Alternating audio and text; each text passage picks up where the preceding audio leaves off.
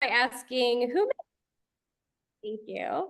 Who met Brandy, our speaker today, last year at the networking event? Go ahead and raise your hand or, ooh, we've got a few people who did. Awesome. Yeah, she came out to the networking event last year. Our organization fell in love with her, and we are so excited to have her back here today. So we're actually going to start off while people are trickling in with a few poll questions. Go ahead and kick us off, Sheila. All right. Wait a moment. I sent you a message, Michelle. Just a minute.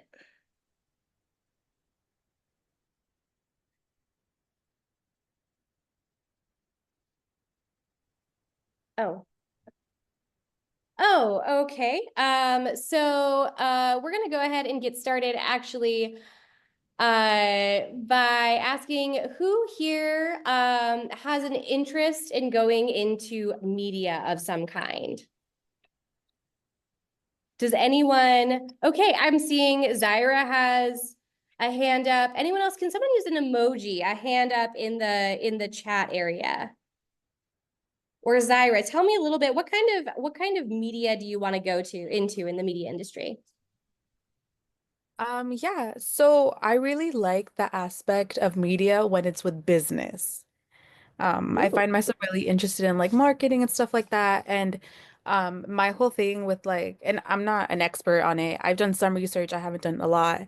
But I really do like the aspect of business when it comes with media, being able to see that like there are small businesses getting their word out through the media. And I think that's so important nowadays because we're using something that's very powerful to our advantage. Ooh. I love that. And I love that observation of how powerful it is. And although you didn't say this exactly, how kind of necessary it is to jump on that, especially for someone, even in a small business, no matter what you're doing, you're a brand and you're a business, and being able to market and find that, I think is a really interesting thing. So thanks for sharing that, Zyra. Stacy, I see your hands up. What's on your mind? So my current major is marketing, and one of the marketing pathways is either social media marketing, and I want to get into I'm in a social media meeting. marketing. Can you Ooh, go to okay. Yeah, Um, or product management on advertisement. Have you had any classes that are specific to either of those two ideas? I have not, but I'm taking one next winter.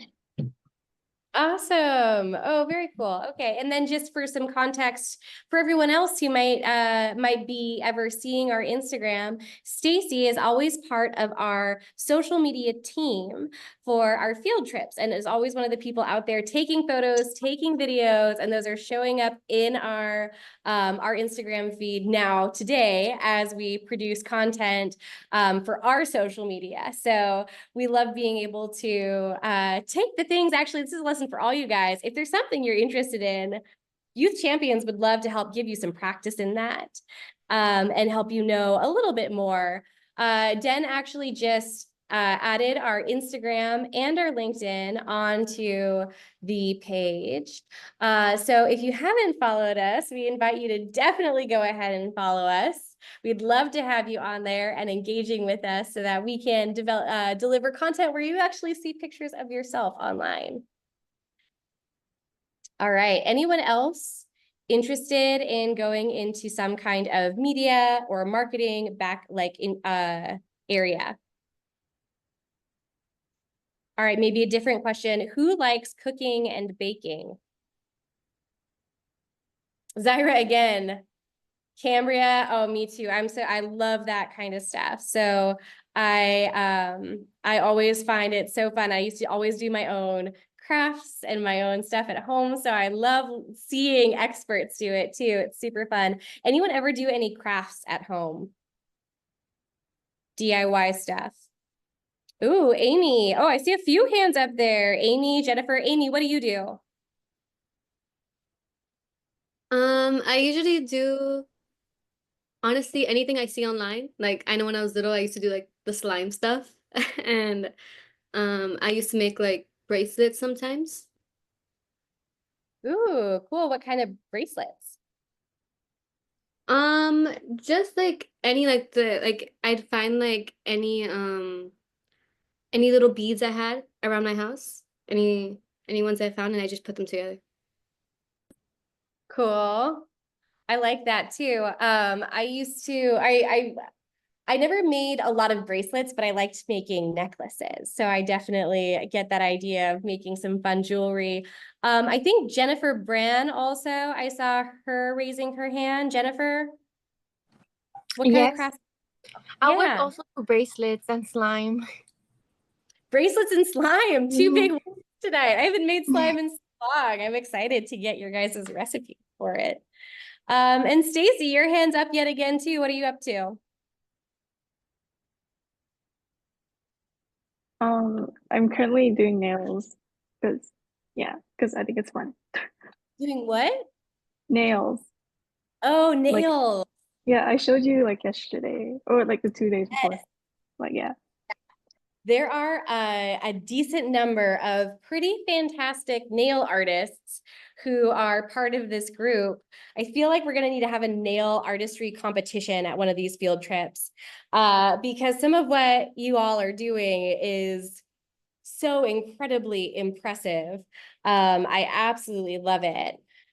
Actually, at this time, we have a pretty good number of people here right now, which is super impressive. We're going to go ahead and get started with a video. Sheila, are you there? Yep, I'm here. All right, Sheila, would you mind go ahead and sharing the video? All right, definitely. Wait, I'm gonna open it right now. Sorry, can you send that to me again, Michelle? I can, yeah.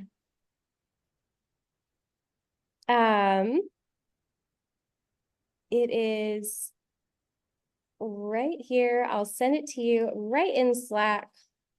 Super easy. All right, so does anyone watch any cooking shows of any kind? Anyone?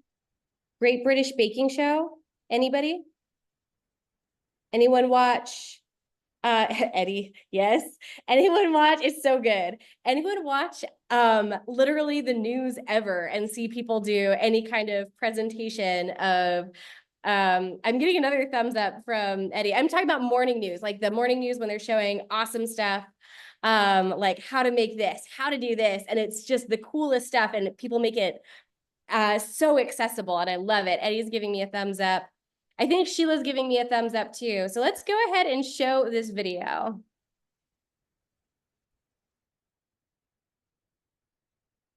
Here with lifestyle reporter Brandy Milloy. Brandy Milloy. Brandy Milloy. Brandy.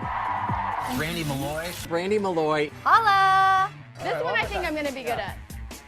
Oh! Very good. I think I should start making my boyfriend wear pictures of me on his shirt. Can I dip my Yes. spoon in your eggs right here? A little bit more You can angled. show me. We can have Okay. like a ghost moment. It's like you're, You know, it sets that I only expectation. serve sexy food at my party. Bacon, cinnamon rolls. There's nothing more important than finding that flawless eyeliner and having one in your beauty arsenal. I love the chic jacket. Yeah, of course you do. So after I buy the book bag, Oh, forgot. You can't. and I pretend I'm Sharon Clueless, but updated, invite your best girlfriends over, your best guy friends over, have a game night. Naked Twister.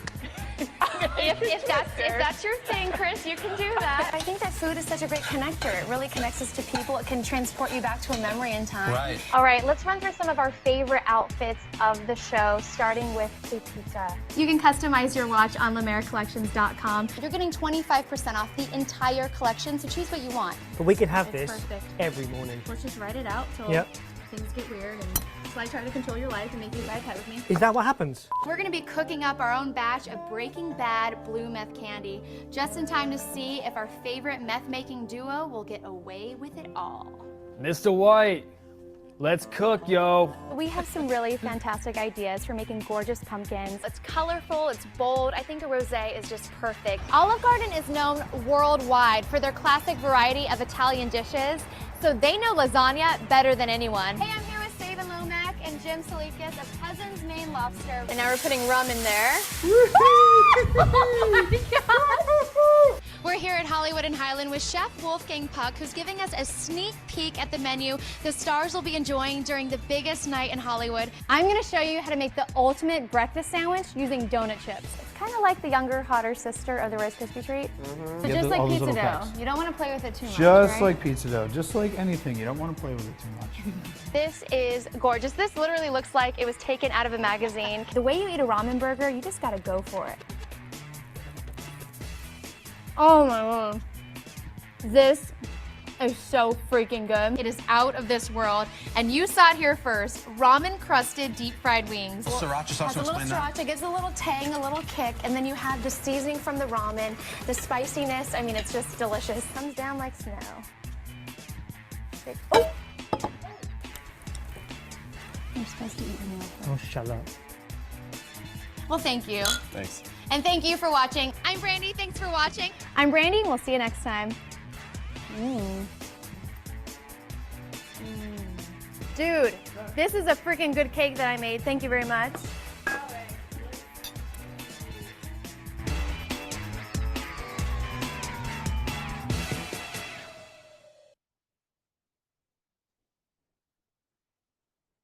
Awesome. I love that. And I would say one of the biggest words I would use to describe that is fun.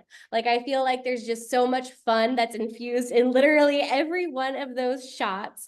And I was just going to do a quick intro of who Brandy is. I know that video already showed you a whole bunch, but she is famous for creating simple, fun food and lifestyle ideas. She has been on all kinds of things, from the Today Show, Food Network, Cooking Channel, KTLA. She has shown up all over the place and has brought so much fun and energy to all of these things. And one of the most amazing things too is she is the president and CEO of her own production company, Brandy Milloy Inc., that helps fuel all of this and make it happen. So I would love to go ahead, hand it over to you, Brandy, to talk to us today about creating your dream life and tell us your story. Thank you so much, Michelle, and thank you everyone for being here. Oh my goodness, that video brings back so many memories. If a lot of you ever watch me on Pop Sugar, a lot of those videos are when I hosted the show called Eat the Trend, where I recreated food trends and got to go to really cool restaurants and meet the chefs and the stories behind those foods. But I feel like in order to kind of share where I am now, I really have to start when I was, a lot of the time, I mean, a lot of you your age or even younger than your age.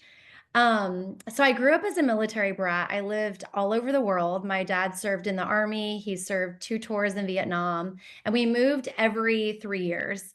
And my mom was a stay-at-home mom, did a lot of volunteering at the school and at the church. But there was like a pivotal moment in 8th grade that really changed my life and the trajectory of my entire life. And I think it's so much easier when you're older to look back and to identify those moments in your life where big things happened, small things happened, or moments in time where you had a decision to make and you had to make a choice. And it was really up to you to decide like what road you're going to take. And for me, in 8th grade, it was a big year because I had lived where I was living in Arizona for a couple years, still trying to make friends. I wore braces on my teeth, glasses on my eyes. I really felt like I hadn't found my group of people. And then one day, the teacher had all of us go to the nurse's office to do something called the bend and reach test for scoliosis.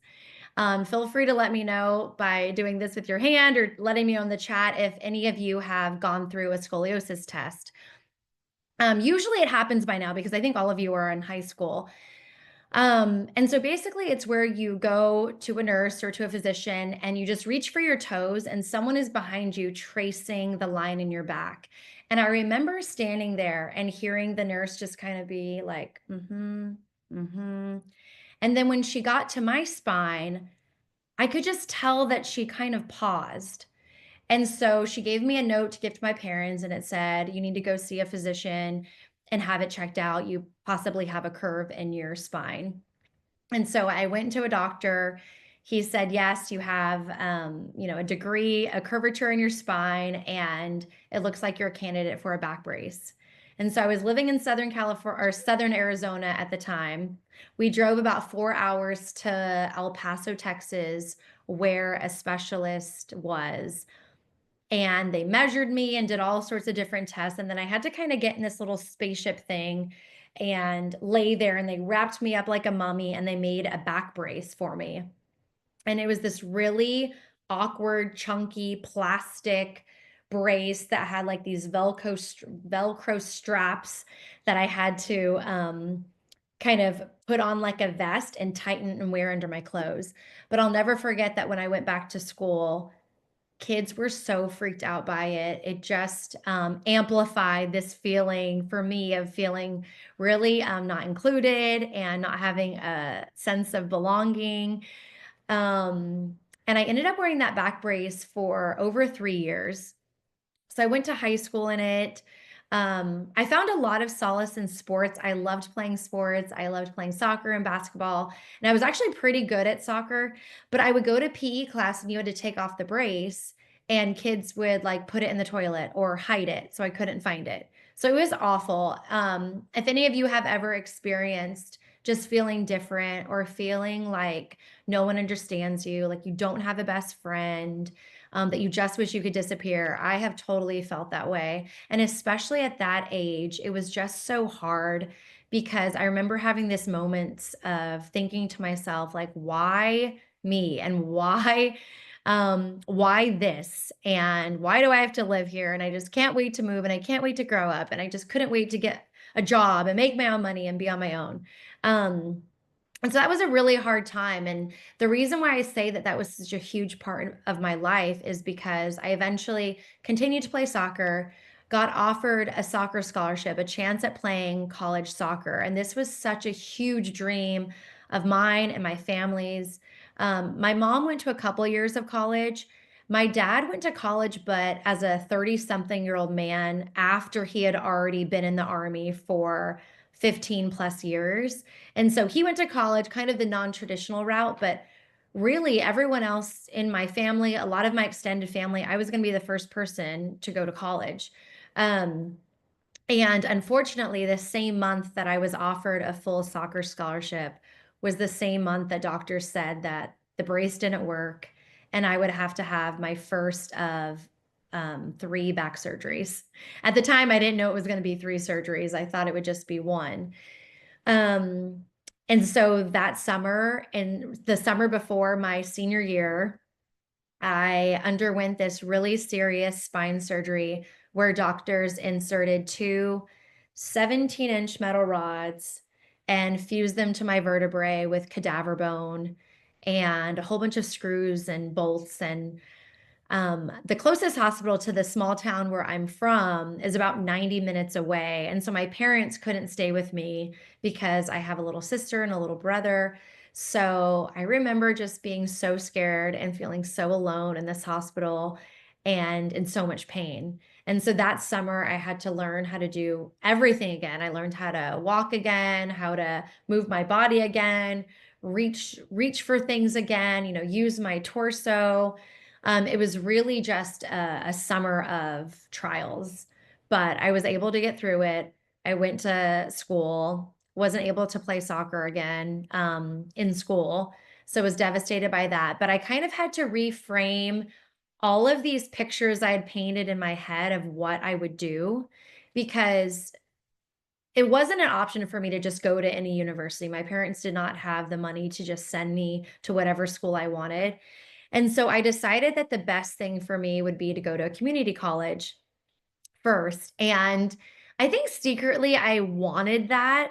Like, even if I had the chance, I wanted to go to school and play soccer, but since that was out of the question, part of me realized that I don't think I was ready to go to a traditional 4-year university because I was such a, I was so close to my family, and the idea of moving far away was really intimidating. And so it ended up being such a blessing for me to go to a community college.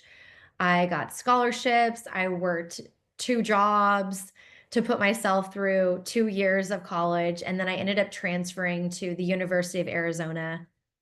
And when I was there, I worked like 3 jobs. I was cocktailing at night, serving, working at a restaurant. I found this apartment complex that that allowed me to work. I think it was only like 12 to 15 hours a week to pay for my rent in my apartment with my friends, because all of us were on individual leases.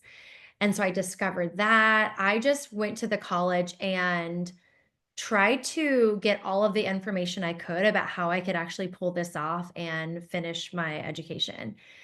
I loved being in college. I didn't want it to end. I was an intern at a local news station there. And ever since I was a little girl, I always knew I wanted to be a storyteller. I always wanted to be a journalist. I remember watching TV and watching a reporter, Lisa Ling, and Oprah, of course, and Diane Sawyer, and all these iconic storyteller, producer, journalists, and knowing that that was the person that I wanted to be.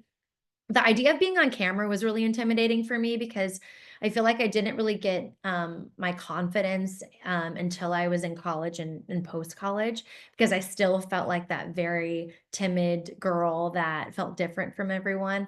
But I always had this in my heart to be a storyteller and to be a journalist. And so I worked for my college paper. I was the editor-in-chief of my college paper. I would deliver the papers, I would fold them. And then I also worked as a reporter for the college television station. And so when I went to graduate college, the only thing that made sense for me was to go to Chicago and work for Oprah.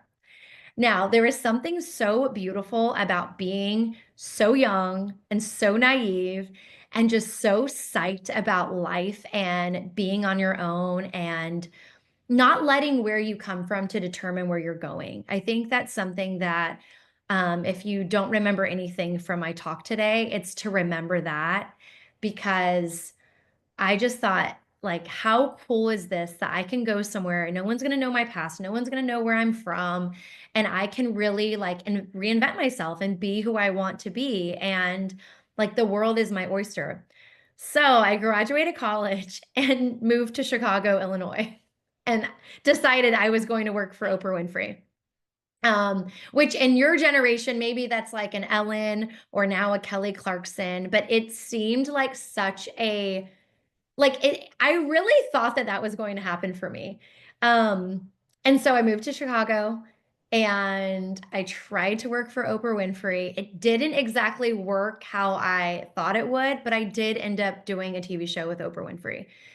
And so I went to this interview process thinking it was to be someone in her angel network. She used to do this really cool stuff where she would show up at people's homes and surprise them with money. She would pay off their debts.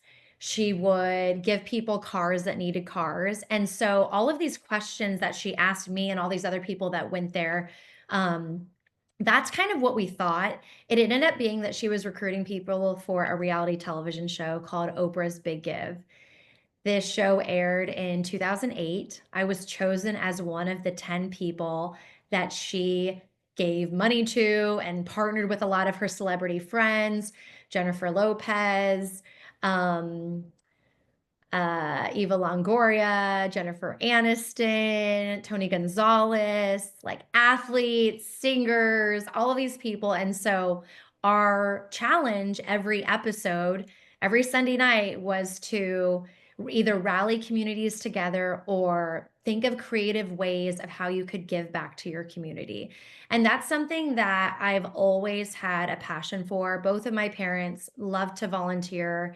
They were really tapped into our community and our church, and it was always something that was just ingrained in me, that there's always someone less fortunate than you. There's always someone that can benefit from your smile on a hard day, and all of us have so many unique gifts, every single one of us, that are uniquely ours that we can share with the world. And so that was something that I always wanted to do. I just always wanted to help and kind of be a part of my community. So I got to do the show, And I made it to the finals, so that was really great and fun and such a cool whirlwind experience. And then after that, I decided that I really wanted to seriously pursue being an on-camera journalist. And so I moved with a friend of mine that I met on the Oprah show to Los Angeles. And so many of you that are watching are like from LA and greater Los Angeles, and this is home to you. And, you know, you go up to LA or over to LA probably pretty often. You've been to a Dodgers game, you know LA. And for someone like me that has only lived on military bases my whole life, and I'm from a small town in Arizona, or at least that's what I call home since I lived there the most in my life. The idea of coming to Los Angeles was absolutely frightening. But I moved to LA and just immersed myself into how can I be on camera? How can I work as a journalist? I think one thing that stayed with me and that I think really helped me have the drive to keep going was I feel this way even now as a mom of two and as someone that's married and has a partner that's super supportive. I'm not good enough to work at Starbucks, to work at Target, to sweep the floor. And coming here with a 4-year degree, and I had been saving, so I had a little bit of savings and I had a car. I knew that no matter what, I will find a job. Like, I'm not above any job out there if it means I can actually pursue what I want to do. And that's why one of my favorite movies is The Pursuit of Happiness, because there's this line where he talks about, like, sometimes you have to do the things you don't want to do to get the things you want. And hard work will never go out of style. Showing up early will always be appreciated. Being extra nice will always be noticed. And those are things that people can't buy. It just has to be who you are. And so I ended up finding a job at the Boys and Girls Clubs of Santa Monica as a grant writer. And I'm so grateful because I've always worked with youth organizations and I love the Boys and Girls Club. But I got to be a grant writer and work on my own schedule. And so that allowed me to actually go to these interviews and these auditions that were across town or at random hours of the day. And I'm glad, because for me to go back to serving and being a cocktail waitress, it would have meant me being on my feet a lot, which of course is so hard on your back and your feet. And after my back surgeries, I really try to take care of my back. So that job allowed me to continue pursuing journalism. My first job in journalism, besides some of the local news I had done previously, was working for E! Entertainment. And I got to be on the red carpet and interview celebrities and stars. The only interesting thing about that job is you really have to be obsessed with pop culture and you have to love watching television. You have to love the Kardashians. You have to love like all of the shows that are out there, and you have to digest them and you have to really get it. And that is just not who I am.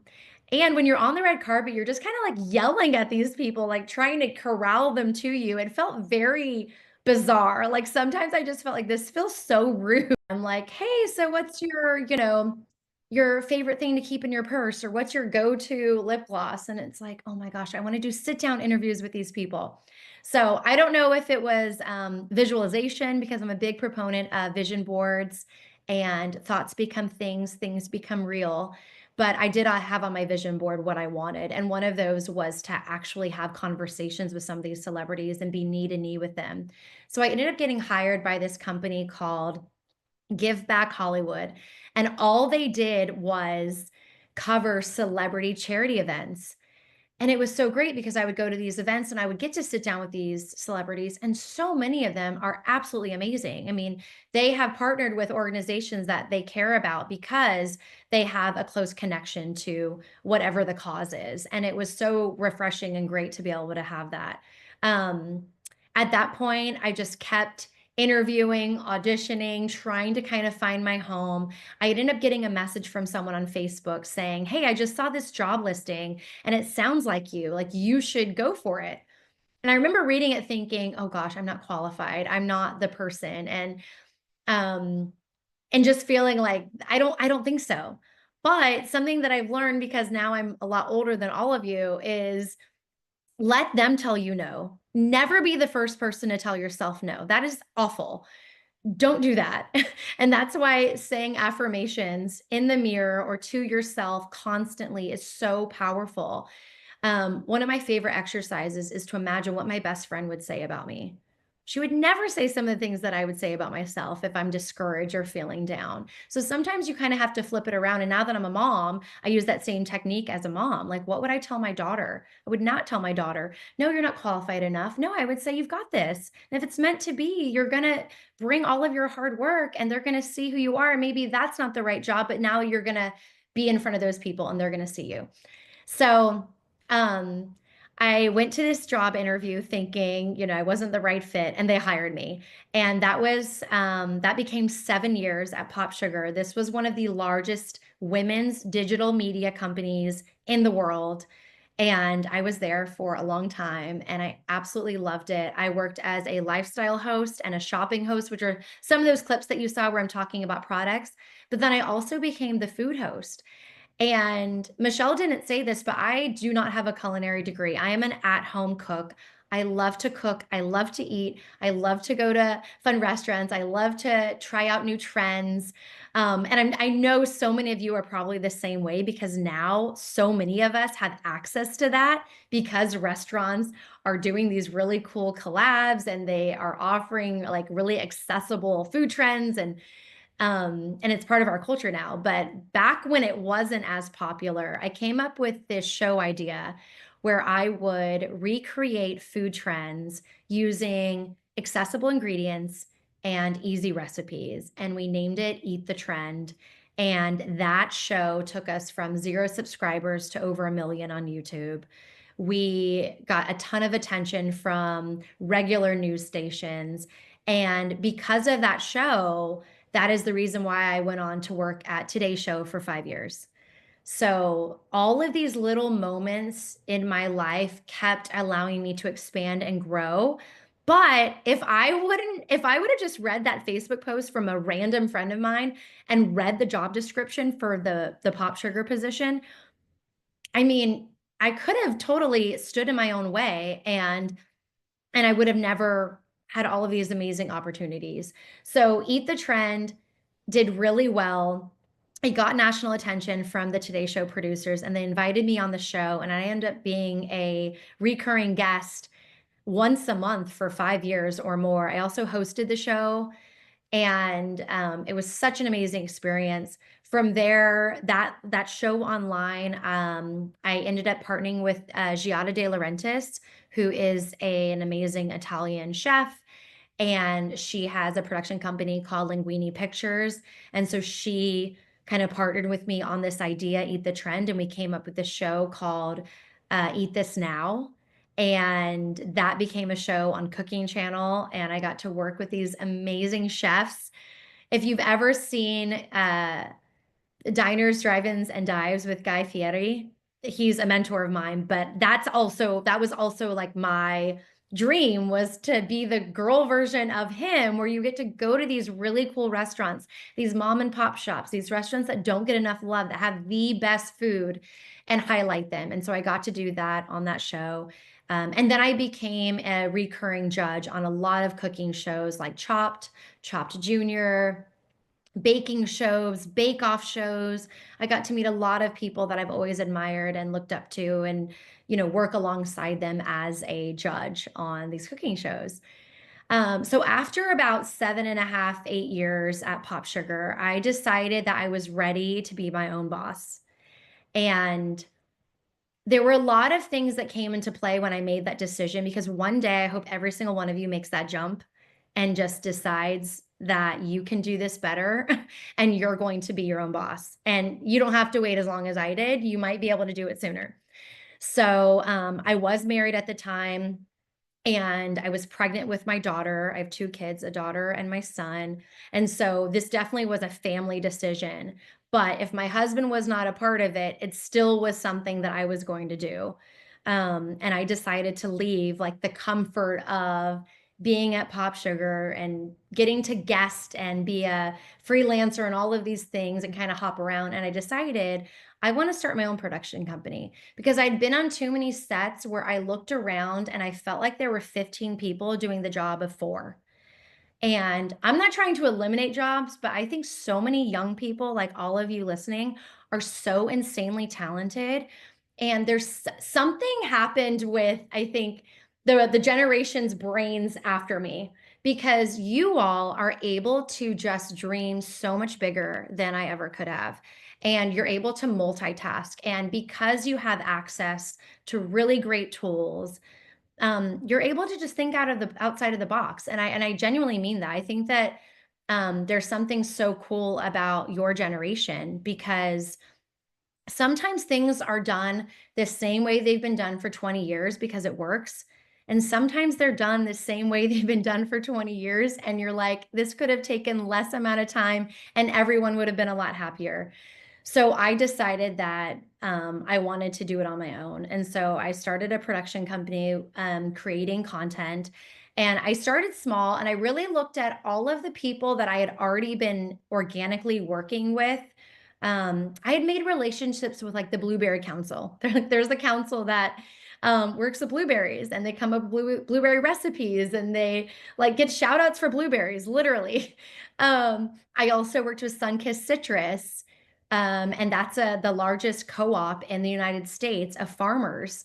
And I decided that I was just going to reach out to those people that I've nurtured relationships with over the years and ask them if they would be willing to take a chance on me and to work directly with me. And so many of them did.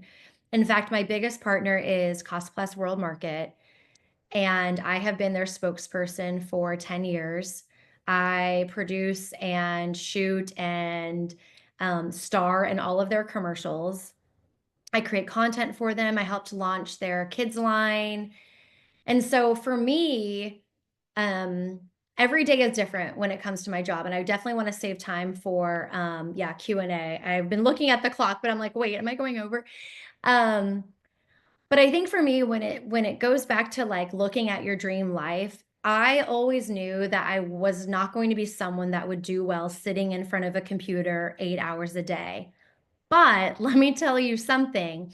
I sit in front of the computer 2 or 3 times a day, and I love it because I'm editing, because I'm creating, because I'm making decks for partners, because I'm on Zooms with people and I'm brainstorming and I'm excited and I'm learning about things. And I think it's really like when it's the right job, it will light you up. It will make you feel so bright and warm, and you will just want to keep going. And there is a job out there for you that will make you feel that way, 100%. I was at a birthday party this weekend, and I met all these people in medicine because the birthday girl is a physician. And I was kind of like in awe of all of them, because I remember when I finished graduating from my bachelor's degree, I was so tired of school. School was never easy for me. I did well in school because I worked so hard, and I got a tutor, and I went to the library, and I stayed after, and I would ask people for help. But school did not come easy for me at all. It was so hard, and I was exhausted. And there was no part of me that wanted to get my master's degree or a PhD or get my JD or medical school. And I was talking to these women, and one of the women said that she always knew she wanted to be an anesthesiologist, and she really has no idea what she would have done if she didn't. And that answer right there just proved to me that that was what was on her heart since she was a little girl. And she's a mom. She has found a schedule that works for her. So she's only working certain days so she can still be at home with her kids. And that's kind of how I feel when I think about my dream life. It's being able to say yes when I want to say yes, and being able to say no when I want to say no. Now, of course, I kind of like summarized and highlighted my career over the past 20 years. There were so many jobs that I did that were unpaid. And I still do a lot of jobs that don't pay the max or the rate that they should, because now I'm at a place where I say yes to projects that I want to do, and I will work with the client or the partner on the money side, because I just want to do things that make me excited, that challenge me, that are fun and exciting. And so owning a production company and being able to work with people I want to work. I always say that I'm never as busy. I'm no busier than I want to be. And even my friends, you will never catch me. If we run into Ralph's tomorrow, you will never catch me looking like a chicken with my head cut off. You just won't. I am only as busy as I want to be.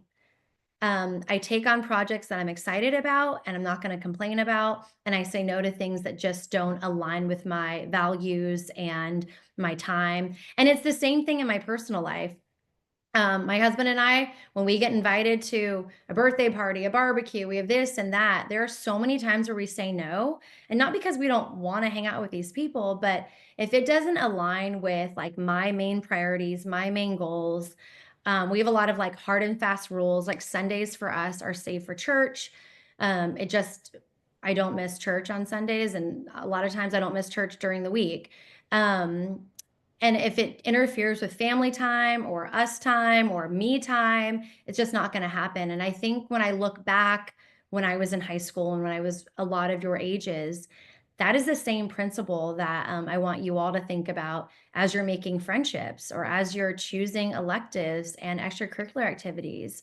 Like you have to protect the little bubble that you can control, which is your social life and your friends. You know, we can't control our families. But we can control the people that we choose to spend time with. And that really has affected, everything depending on who I'm with and who's around me. And if someone's, in support and rallying me and building me up, like who's in the front row cheering me on. And so I kind of try to think about that in my personal life and my professional life. But I think it's time to open up for Q&A. First of all, Brandy, I want to say what an Yes. amazing story. And I love, there were so many wonderful things you said where I was like, wow, I just love that attitude and that perspective and the way you're thinking about that. And so thank you so much for spending this time to share your story with us. I'm going to start by telling people where you can give your questions. I would love to get some hands raised for you guys to speak up if you have a question. So if you have a question, raise your hand so we can see you. And you can also, like Andrea just did, she put in the chat and said, what is your latest goal that you're reaching for? Oh, that is such a good question. So a few years ago, actually, when I was doing all of the trend videos and covering food trends, everyone told me I should write a cookbook. And it just wasn't something that was on my heart. I don't know how to explain it. It wasn't something that I felt like I needed to do, that I wanted to do. A lot of people, like people know when they want to write a cookbook. I didn't want to write a cookbook, but now, and I don't know if it's because I'm a mom now and I really feel like, wow, like that will be able to encapsulate everything I've done and all of these recipes into something.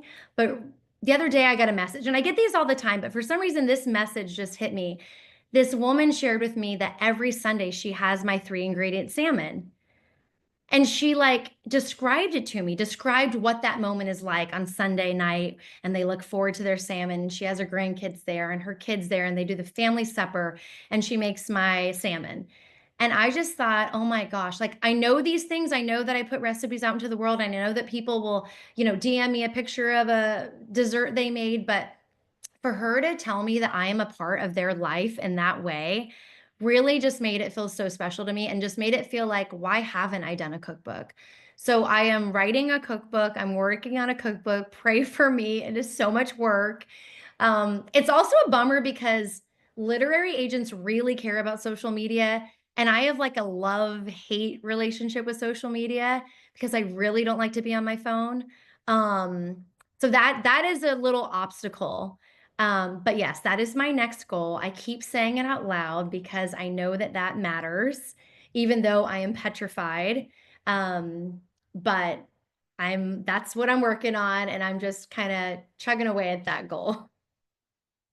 I think that's awesome. And I also love what you said about it being something where it's been brought up to you before, and it was never something that you gravitated toward. And the idea that over time, goals change.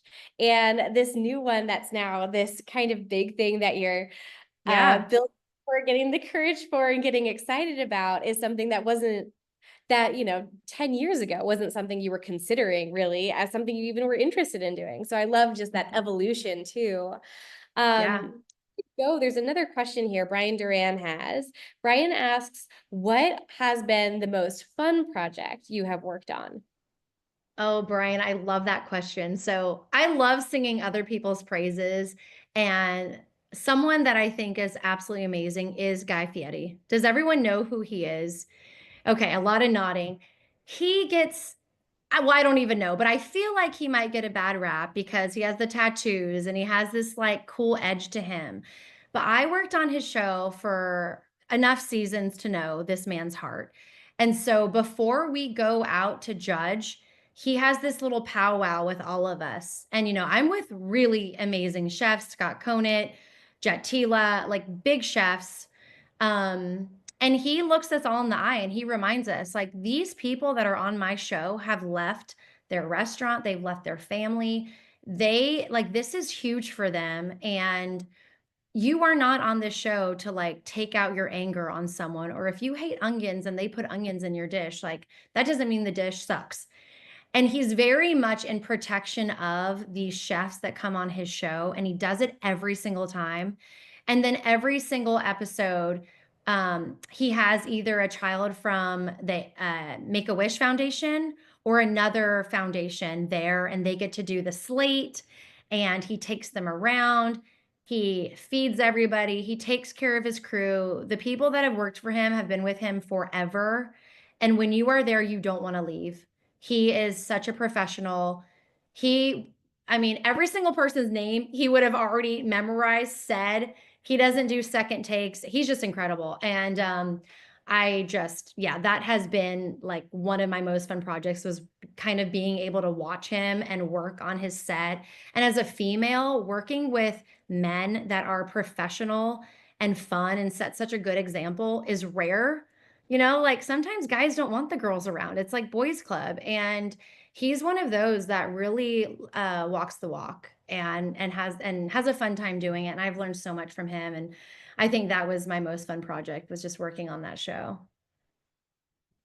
I think one of the things that stood out to me in what you just said is how fun the show was and how much fun that project was. But everything I heard about was the people you worked with and the atmosphere you were in. Yeah. And I think that's a really interesting thing, because I know for myself, when I think of the things I have found very fun, it's largely related to who I'm around. And so I just love that was such a source of fun. And kind of a mix of not just fun, but like joy and respect, and like feeling respected, and all those things all coming together to make something that's really valuable and a really fun experience. I see Aaliyah actually has her hand up here, so I'd love to go over to her. Aaliyah, go for it. Hello, I'm Aaliyah. I have two questions actually. So the first question would be, I know you said that you went through a lot of challenges. For example, what happened with your back, and then going through school and all of that. How would you say, or what was your inspiration from going through everything, as well as going for what you love? Faith is so important to me, my faith in God. So that was a huge part of it. I've always had a strong faith since I was little. I'm Catholic. My parents were super involved in the church, and now I am. And I think just the idea that I never felt alone, like I never felt abandoned by God. I always felt like I had his protection. And I knew that I have gifts and talents to share with the world, even if people, my peers didn't want to see it. Even when I felt alone, I never really did. And I also had such a close relationship with my dad. So even when it felt like the world was so tough and so hard on me, I at least had my dad that was always kind of rooting for me and letting me be that shoulder I could cry on. Okay, for my second question, I wanted to ask, as a junior in high school, And as a person who wants to continue to go to school and go to college, I wanted to be a veterinarian. How would you say, since you pushed for your dreams and what you like and things like that, how would you say I could push through all of the struggles and then get to my dream, to where I could be happy in the future? Aaliyah, I would say it's one day at a time. One day at a time and one foot in front of the other. When you start thinking big picture, that's when it can be overwhelming. I find things very easy when I write them down. And not easy, but I feel like it gives me a map. So it's like, okay, veterinarian school. Let me just Google, where are veterinarian schools? Do we have any in Los Angeles? And then it's like, like how much do they cost? And then is there financial aid? So it's like, okay, there's that, but I'm a junior. Are there any local vets that I could talk to? Maybe I could write a one-page letter writing to them, would you be open to me coming and volunteering? This is the high school I go to. I would love to just learn from you. And maybe you can just volunteer in the front office. Maybe they're going to let you come for adoption days, let's say. Let's say they have a agreement with the shelter. Maybe veterinarians don't get back to you and you start at the shelter and they're like, oh, we know these vets that do per diem and they don't have their own office. They work out of their van. I think it's really about like one foot in front of the other, one thing at a time. If you know in your heart that is what you want to do, and I believe you, then having that peace of mind that you're going to do it and visualizing that you've already done it, you just need to do what like the steps that it takes to get there.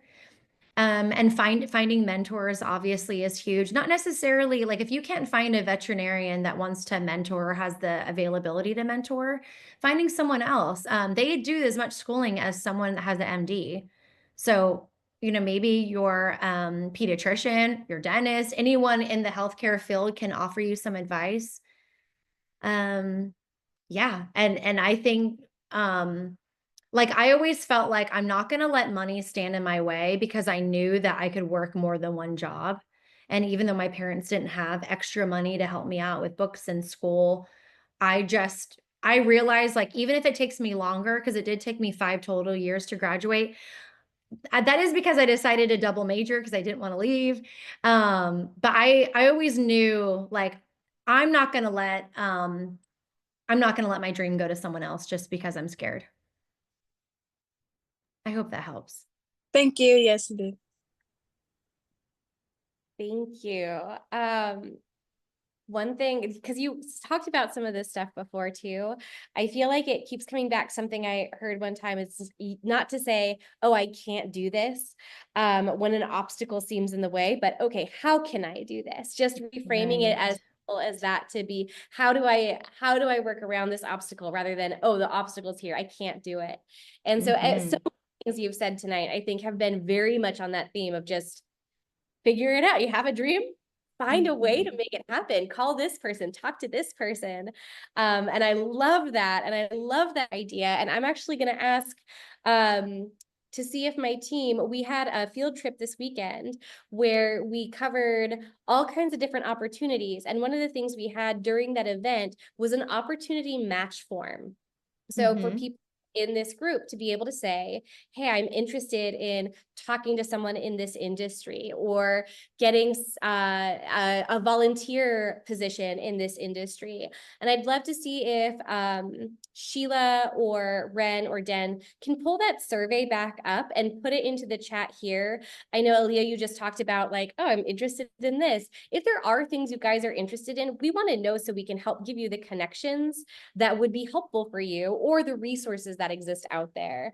So thank you for talking about that, Aaliyah. And I'm going to go back to the chat if that's okay. If anyone else wants to raise a hand, I love having you guys ask them live. I see a question here that says, what was the biggest struggle you faced when moving to a big city?